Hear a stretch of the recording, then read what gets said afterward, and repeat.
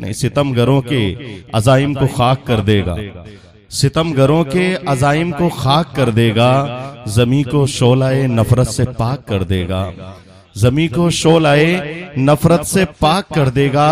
اور کریم ہے وہ کرم اس کا بھول مت ورنہ، کریم ہے وہ کرم اس کا بھول مت ورنہ، جلال آئے گا جس دن ہلاک کر دے گا، جلال آئے گا جس دن ہلاک کر دے گا۔ کریم ہے وہ کرم اس کا بھول مت ورنہ، جلال آئے گا جس دن ہلاک کر دے گا۔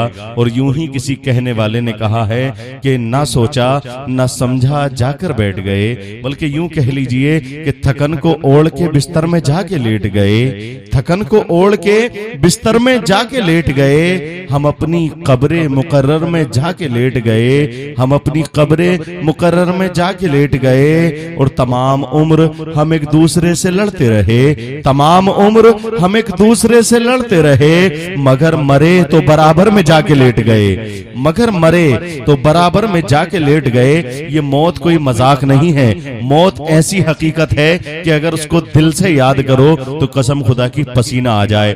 بڑے بڑے بہادر جو اپنے آپ کو بہادر کہتے ہیں، بڑے بڑے جنگجو جو اپنے آپ کو جنگجو کہتے تھے، قسم خدا کی جب اس کی تلخی زبان تک آتی ہے نا تو پسینے چھوٹ جاتے ہیں، بلکہ زبان تک تو آنا بڑی بات ہے۔ آپ دیکھو ہمارے تمہارے جیسے ناموں والے، ہماری تمہاری جیسی شان والے کتنے ایسے ہیں جن کی قبروں کے نشان تک نہیں ہیں، جن کی قبروں کے نشان تک غائب ہو گئے ہیں۔ تو ہم کس چیز پر اترائیں؟ اترائیں بھی تو کس چیز پہ اترائیں؟ آپ کو میں ایک پوری دنیا کے سب سے بڑے زمیندار کا ایک واقعہ سناتا ہوں، آپ سنیں گے حیرت میں پڑ جائیں گے ہماری اور آپ کی حیثیت کیا ہے۔ آؤ مصطفیٰ کی بارگاہ میں چلو اور مصطفیٰ کے اس غلام کو دیکھو جو پوری دنیا کا سب سے بڑا امیر ہے، پوری دنیا کے سب سے بڑے زمینداروں میں ایک زمیندار ہے، جس کی 22 لاکھ مربع زمین پر حکومت ہے، جو پوری دنیا کا اکیلا ایک تنہا ایسا علمبردار ہے جس کا دنیا کے ہر ملک میں جس کا قانون بنایا ہوا چلتا ہے۔ قسم خدا کی اس کا نام عمر فاروق اعظم ہے۔ مچل کے بولے سبحان اللہ۔ یہ فاروق اعظم کون ہے؟ جن کے تعلق سے مصطفیٰ نے ارشاد فرمایا کہ عمر اگر میرے بعد کوئی نبی ہوتا تو تو ہوتا۔ یہ ہے عمر فاروق اعظم، یہ فاروق اعظم ہے جن کے تعلق سے مصطفیٰ ارشاد فرماتے ہیں عمر تم جس راستے سے گزرتے ہو شیطان اس راستے کو چھوڑ کر کے بھاگ جاتا ہے۔ یہ عمر فاروق اعظم ہے۔ لیکن قسم خدا کی داخل اسلام ہونے کے بعد عمر کی زندگی گزارنے کا طریقہ یہ، زندگی گزارنے کا طریقہ یہ کہ آپ نے ایک جوڑی کپڑوں میں زندگی گزار دی، جب تک پھٹ نہ گئے، بوسیدہ نہ ہو گئے پوری طرح سے، تب تک دوسرے جوڑی کپڑے آپ نے نہ بنائے۔ لیکن ہم ہیں پتہ نہیں کس فکر میں ہیں، وہ ایسے علم اور ایسے عمل کے مالک کہ جن کے عمل پر فرشتے بھی رشک کرتے ہوں، خود پروردگار عالم جن کو بخشش، جن کی مغفرت کا وعدہ کر چکا ہو، وہ ایسی عظیم شخصیت کے مالک، لیکن جب خدا کا ذکر آئے تو ہاتھ باندھ کر کے کھڑے ہو جائیں، ایسا لگے کہ کہیں سانس نہ رک جائے۔ ایک ہم ہے کہ یہاں سے مصطفیٰ کا ذکر ہوتا ہے، طرح طرح کی دنیاوی باتوں میں مصروف رہتے ہیں، اور یہ ہم پر ہی واجب نہیں بلکہ ہماری ماں اور بہنیں ان پر بھی واجب ہے۔ یاد رکھیں کہ اگر ہم نے نبی کے جلسوں کو نظر انداز کیا تو خدا ہم کو نظر انداز کر دے گا، اور خدا نے اگر نظر انداز کیا تو ضروری نہیں کہ ہم دین میں بھی رہیں۔ مصطفیٰ تو ارشاد فرماتے ہیں کہ اگر میرے ذکر کو کسی نے ہلکا جان کے مذاق میں لے لیا تو یوں سمجھ لو جیسے دائرہ اسلام سے باہر چلا جائے گا۔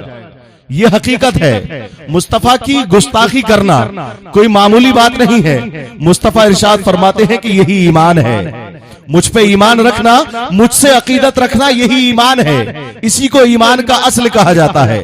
خدا کو ماننا، خدا کو ایک جاننا یہی تو ایمان ہے۔ لیکن یہاں سے مولانا کہیں کہ نہیں، نبی کا ذکر سننا واجب ہے، خدا کا ذکر سننا واجب ہے۔ اگر آپ فری ہیں اور مصروف نہیں ہیں، اپنی ضروریات میں مصروف نہیں ہیں تو نبی کا ذکر کان لگا کر کے سنو، اس لیے کہ نبی کا ذکر کوئی عام ذکر نہیں ہے، بلکہ خود پروردگار ارشاد فرماتا ہے کہ نبی کا ذکر وہ ذکر ہے ہے کہ جس کو دل جمی کے ساتھ سنا جاتا ہے تو سننے والے کی بھی بخشش ہوتی ہے، سنانے والے کی بھی بخشش ہوتی ہے۔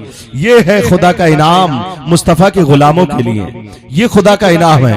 لیکن افسوس کی بات یہ ہے کہ صرف جلسے میں پیسہ خرچ کر لینے کا نام ذکر نہیں ہے، محفل سجا لینے کا نام محفل سجانا نہیں ہے، بلکہ اس کا ادب کرنا ہے، صحیح معنی میں ذکر ہے، اس کا ادب کرنا ہم پر واجب ہے۔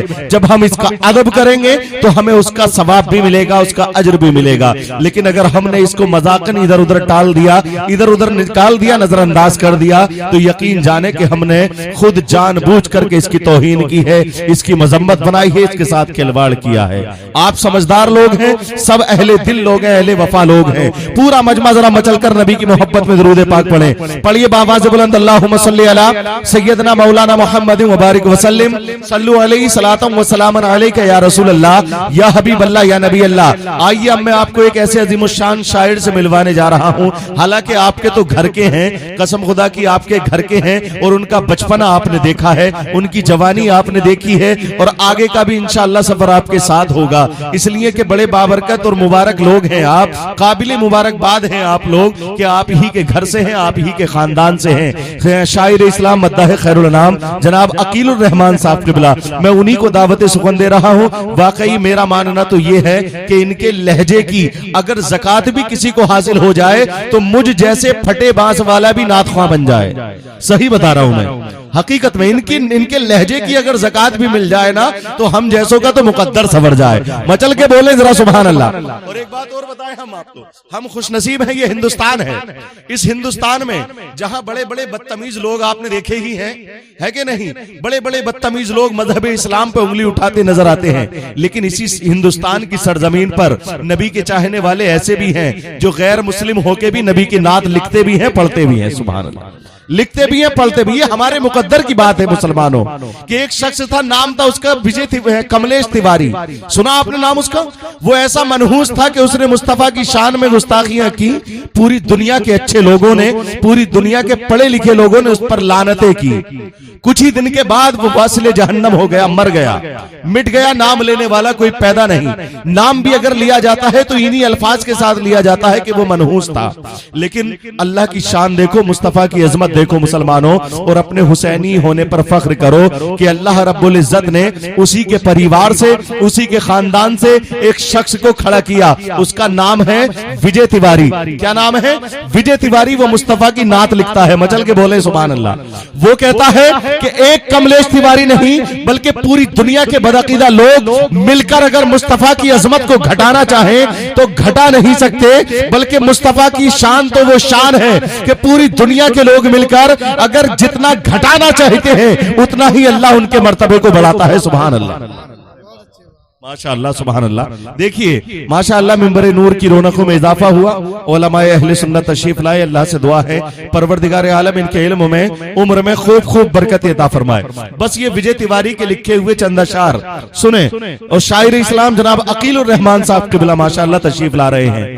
وجے تیواری لکھتا ہے کہ آپ کے جلووں نے آقا اتنا مائل کر دیا۔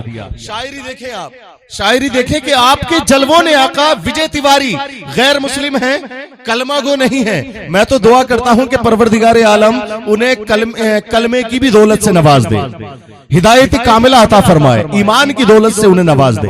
بڑے اچھے شاعر ہیں، میری بالکل روبرو ان سے ملاقات ہے، پہچانتے بھی ہیں۔ میں نے ایک مرتبہ ان سے کہا تھا کہ آپ جب نبی کی نعت لکھتے ہو تو کیسا لگتا ہے؟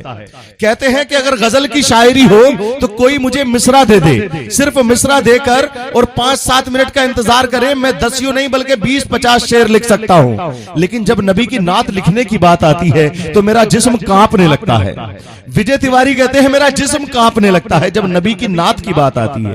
یہ ہے عظمت مصطفیٰ۔ کہتے ہیں کہ آپ کے جلووں نے آقا اتنا مائل کر دیا، آپ کے جلووں نے آقا اتنا مائل کر دیا، آپ کے در کی تڑپ نے جینا مشکل کر دیا، آپ کے در کی تڑپ نے جینا مشکل کر دیا، اور آپ کی پاکیزگی کی اور کیا ہوگی مثال، آپ کی پاکیزگی کی اور کیا ہوگی مثال، آپ پر اللہ نے قرآن نازل کر دیا۔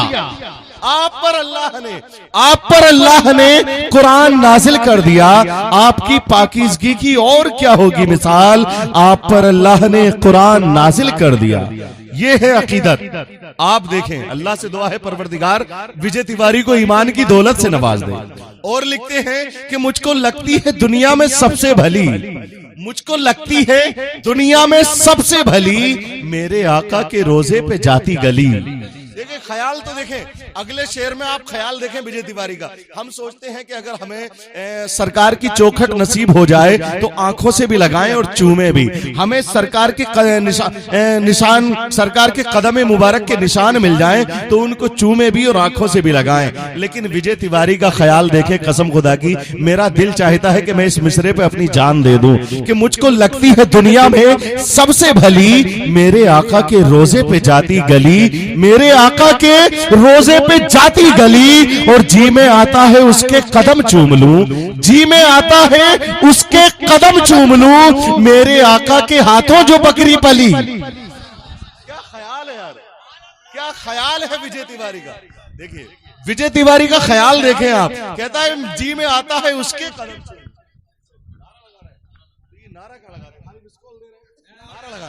نعرہ لگائیے نا، زور سے لگائیے نعرہ، لگائے نعرہ، نعرہ تکبیر، نعرہ رسالت۔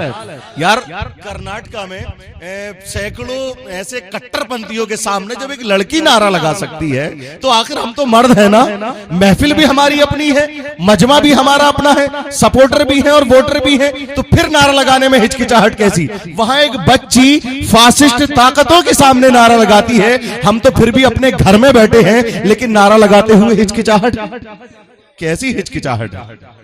اچھا بالکل پڑھیں گے ماشاءاللہ، اور کلام پڑھیں گے عقیل بھائی، قسم خدا کی دل جھومنے لگے گا، آپ بے تاب ہو جائیں گے، اچھلنے لگیں گے، آپ مچلنے لگیں گے، اس لیے کہ ایسا لہجہ اور ایسی آواز بھی مقدر سے ملتی ہے، سمجھ رہے ہیں آپ؟ یوں تو چیخا چلی بہت کرتے ہیں لیکن قسم خدا کی جس پہ انعام مصطفیٰ ہوتا ہے نا، جسے اعلیٰ حضرت کا فیضان نصیب ہو جائے وہ عقیل الرحمان بن جاتا ہے۔ سبحان اللہ، مچل کے بولے سبحان اللہ، اور زندہ دلی کے ساتھ بولیے یا رسول اللہ، اور تڑپ کے بولیے ذرا سبحان اللہ۔